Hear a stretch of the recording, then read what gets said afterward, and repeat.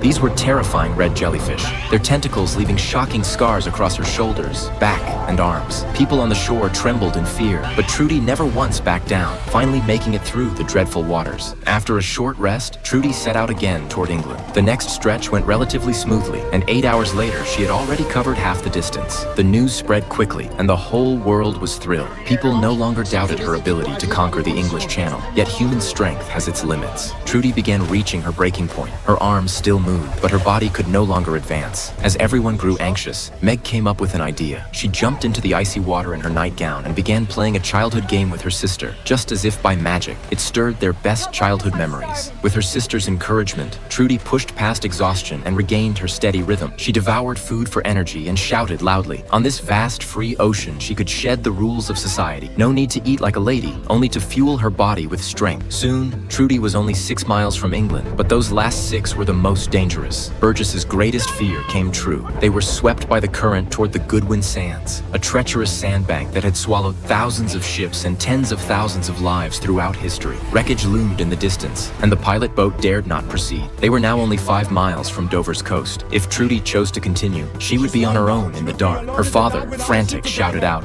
"We can't follow you through the shallows. Without us, you will be lost. Swim is over." It's not over. At that moment, her father realized, though he had given her life, the choice of how to live it was hers alone. Watching Trudy's figure fade into the sea, he could only pray. She turned once toward the pilot boat that had kept her safe, then swam resolutely into the vast, dark waters. She had once swum across 7 miles of sea at night, but this was different. Jersey's shores had been lit with lights, while Dover offered only barren cliffs. As the sun set, all that remained was freezing water and endless darkness. Without moonlight, without stars, she lost all sense of direction. Reports later said Trudy was lost in the Goodwin Sands, only 5 miles from success. News of her disappearance spread like a storm, and the world prayed for her, even as her courage and life seemed to fade in the dark. Just as despair closed in, faint lights flared behind her. The people of England had rushed to the cliffs of Dover, lighting massive bonfires after hearing the broadcasts. 5 miles out, Trudy burst into tears. The flames awakened a deep power within her, driving her toward the light. At 9:04 p.m., a red swim cap rose slowly from the water. Burgess saw it first. Then her sister and father wept with joy. On the dark sea, a golden glow shimmered, as if to welcome the hero who had endured it all. With the finish so close, Trudy's strokes grew faster. She swung her arms again and again until finally her hand touched the seabed. On shore, the crowd erupted in